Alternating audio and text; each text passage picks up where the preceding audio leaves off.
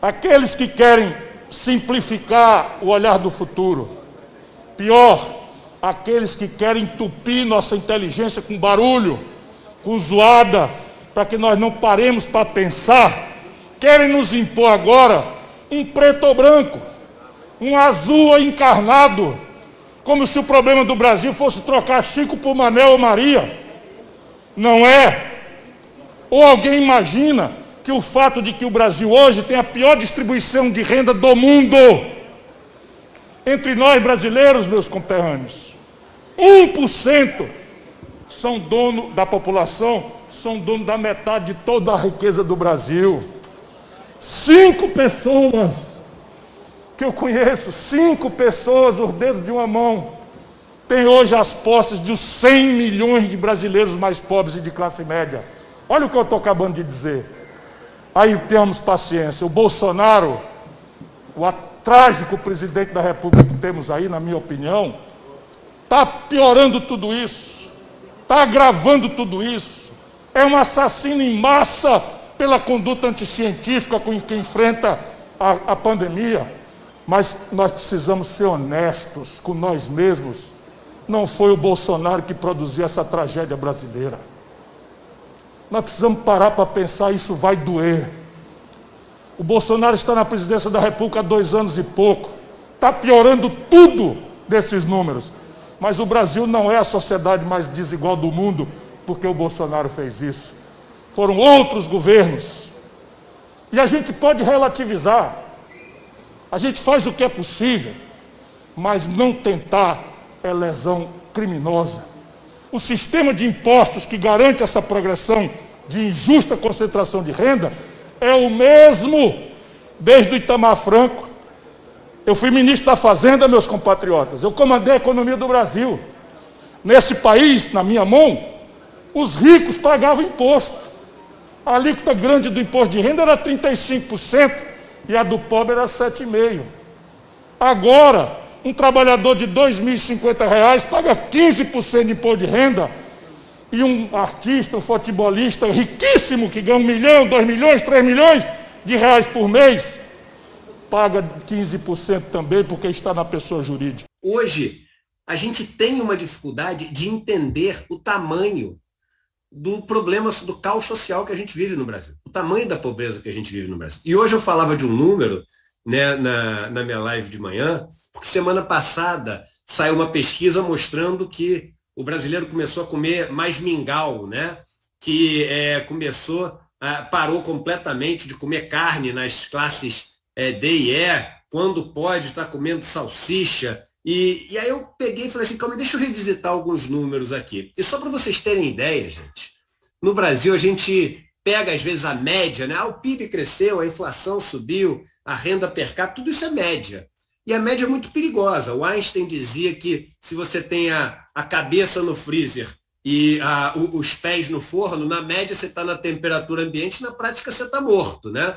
E esses números, esses agregados econômicos, são todos médias. E às vezes os bilionários que se formaram no Brasil num período de destruição de riqueza, num período de desemprego recorde, num período onde os negócios tiveram que literalmente parar da noite para o dia, esses bilionários fazem uma média com um contingente gigante de pessoas que entraram numa miséria absoluta e a gente está lá vendo essa média dizendo o PIB só caiu ou ainda subiu, e etc. Isso é um absurdo, isso é uma maluquice. Então, só para vocês terem ideia de um número, né? No Brasil, 50% da população brasileira mais pobre, se você pegar os 50% mais pobre, e por que é importante falar de 50% mais pobre? Porque a gente está falando de 105 milhões de pessoas. Vou repetir, a gente está falando de 105 milhões de pessoas. A Espanha não tem 50 milhões de pessoas.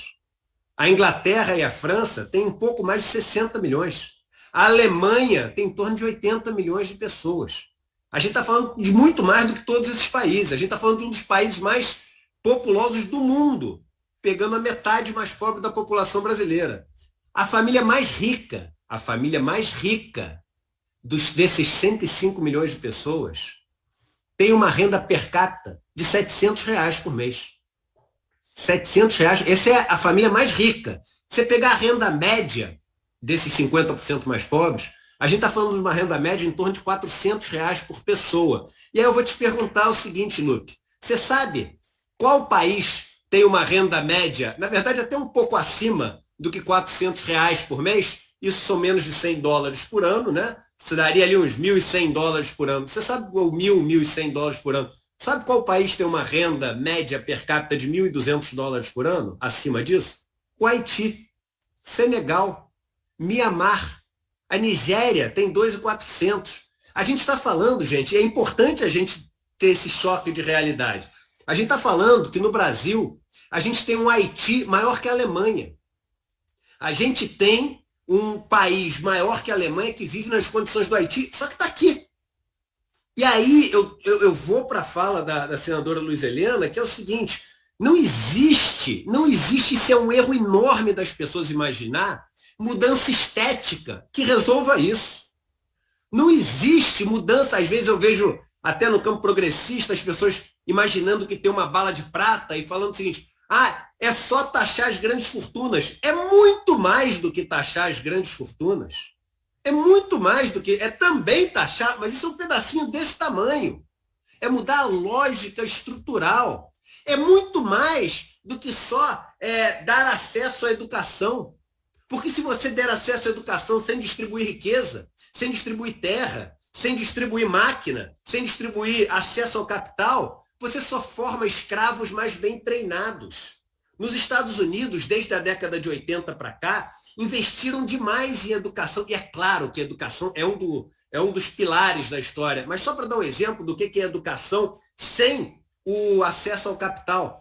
Desde a década de 80 para cá, investiram nos Estados Unidos muito em educação. A produtividade explodiu. Produtividade quer dizer o quanto alguém consegue produzir de riqueza numa mesma unidade de tempo. Isso explodiu nos Estados Unidos. Só que sabe quanto que aumentou a renda do trabalhador e da trabalhadora de chão de fábrica dos Estados Unidos da década de 80 para hoje? 0. É a mesma. Aí você fala, Eduardo, mas para onde é que foi essa riqueza toda? Olha o gráfico dos lucros das empresas que compõem o S&P, a Fortune 500, os maiores índices das maiores empresas americanas. Explodiu o lucro. Por quê? Porque como você não deu acesso ao capital, você manteve uma relação de dependência dessas pessoas para trabalharem para aquelas que dominam o capital. Outros números para vocês terem na cabeça que é importante, menos de 1% das pessoas no Brasil tem mais de 50% das terras e não pagam imposto. Não pagam imposto. Porque no Brasil, esses latifundiários, eles vivem para exportar. Somos o terceiro país do mundo em produção de alimento, o primeiro em várias coisas, o primeiro em suco de laranja, o primeiro em café, nós somos o primeiro em açúcar, somos o primeiro em soja, mas no geral somos o terceiro. Temos mais de 100 milhões de pessoas com insegurança alimentar. Só que é o seguinte, quando esses grandes latifúndios produzem para fora, além de não alimentar as pessoas aqui dentro, não pagam imposto, porque essa exportação é isenta de imposto. E mais que é importante dizer, os insumos que elas usam cada vez são menos do Brasil. Porque a gente fecha a fábrica de fertilizantes, a gente fecha a fábrica de trator, a gente fecha a fábrica de tudo isso. Então o dinheiro que entra sai para comprar coisa lá de fora. Mas pior do que isso, essas empregam cada vez menos gente, porque automatizam suas lavouras. A maior parte dessas terras tem titulação ilegal. Mais de 50% das terras, segundo o Belino Oliveira, um dos maiores geógrafos do Brasil, tem origem dos títulos ilegais, são os grileiros, de terras gigantescas. E essas pessoas têm mais e não pagam imposto também sobre a terra. Lupe, eu tenho um sítio aqui perto de São Paulo, tem 120 mil metros quadrados. É enorme 120 mil metros quadrados. E uma vez, com um cara do mercado financeiro que sentou do meu lado, morrendo de vergonha que sentou do meu lado no avião, porque eu virei um ativo tóxico para as pessoas do mercado, eles têm meio vergonha de que já me conheceram um dia na vida, porque eu tenho a fama de ser o traidor do mercado financeiro. Ele não tinha com quem conversar do meu lado do avião, sem graça, porque ele me conhecia, começou a puxar um papo e falou, Eduardo, o problema é que você está muito radical. Deixa eu te fazer uma pergunta. Eu tenho um sítio de 120 mil metros quadrados. Quanto você acha que eu pago de ITR, Imposto Territorial Rural, por ano? Ele falou, não, eu sei que é muito pouco. E eu até concordo, eu só acho que você é radical. Eu falei, me dá um número, cara. Quanto você acha que eu pago? Ele falou, sei lá, uns 3 mil por ano. Eu falei, R$ 250. Você errou por mais de 10 vezes. Quando a gente erra uma coisa por mais de 10 vezes, significa que a gente não entende nada daquilo. Você não pode me chamar de radical de um assunto que você não tem a menor ideia. No Brasil inteiro se pagam 2 bilhões, 2 por ano, todas as terras. Como é que pode isso? Então, a gente falou, menos de 1% detém 50% das terras. Nos investimentos, 35% dos investimentos nos fundos de investimento do Brasil estão na mão de 0,16% dos investidores. Não é nem 1%. Não é nem 1%, é um oitavo. Um pouquinho mais de um oitavo, que seria 0,125. Então, gente, não existe, primeiro, uma mudança estética para isso. E aí eu tenho que concordar com uma frase, e aqui não tem nenhum ataque a partido A ou B. Vocês sabem que eu faço questão de poder ser essa ponte, esse diálogo, com todas as críticas que eu eventualmente venha a ter a vários posicionamentos de lideranças de todos os partidos. Então não é nenhuma crítica, nenhum partido, mas aqui eu tenho que concordar com o que eu vi hoje do Ciro, falando o seguinte: a gente não pode achar que é só comer a picanha e beber a cerveja, porque é estrutural que tem que ser a mudança. Quando eu vejo as pessoas falando, a solução é ter uma renda mínima. Por que renda mínima? Para calar o protesto? É só isso? Ou renda mínima é o emergencial para dar dignidade hoje, enquanto a gente espera ter uma sociedade mais justa? Por que o cara mais pobre, que eu vejo esse discurso nas pessoas mais ricas, o cara fala o seguinte: poxa, eu acho um absurdo, eu acho que ele tem que ter um carrinho, ele tem que ter a casinha dele também, ele tem que poder fazer ali uma faculdadezinha. Por que é tudo no diminutivo? Por que para ele o que tem que ser oferecido como máximo, essas pessoas não aceitariam como mínimo para os filhos deles? Então, eu fecho essa minha primeira participação dizendo o seguinte: se a mudança não for estrutural, ela não tem impacto na democracia que a gente vive. Porque democracia é divisão de poder.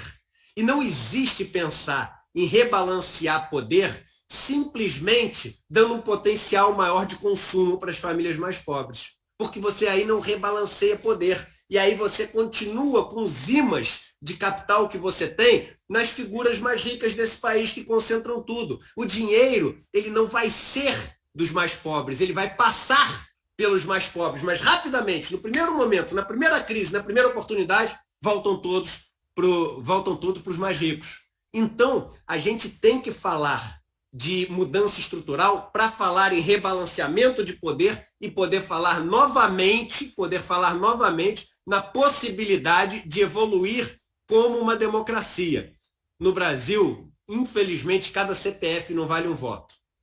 Cada real vale um voto. Porque quem decide hoje em dia quem vai passar a reforma da Previdência, que é um absurdo, é a turma da Ambev, do Itaú, do Santa, é a turma que tem da Globo, porque é essa notícia, é essa narrativa, é isso que é passado, e não tem contraposição, não tem uma outra opinião. Veja o saneamento da água e do esgoto. Poxa, parece propaganda.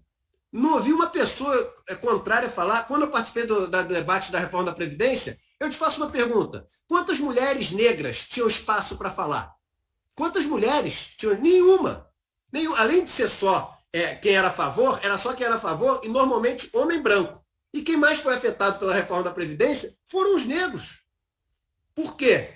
Por que foram os negros? Porque se você olha a expectativa de vida da população negra e branca no Brasil, é diferente. Em São Paulo, de um bairro para outro que fica 10 quilômetros de diferença, você tem 30 anos de expectativa de vida de diferença. Isso tem um impacto direto naquelas pessoas que vão poder se aposentar ou não. À medida que passou da reforma da Previdência, que você tem que ter 20 anos completos, formais, para poder se aposentar. Quem no Brasil hoje em dia é jovem, negro, consegue ter 20 anos formais de emprego? Não tem. Não vai se aposentar. E quantos puderam falar contra a reforma da Previdência? Nenhum. Então, sem mudança estrutural, sem redistribuição de riqueza, e não só de renda, sem, aliado ao conhecimento, entregar também os meios, a gente não vai ver uma mudança democrática. A gente vai ver uma mudança estética no Brasil. E mudanças que vão ser sempre pequenos saltos e novamente vão fazer a gente voltar para a situação de concentração de renda, de concentração de poder e de ausência de ambiente democrático nesse país.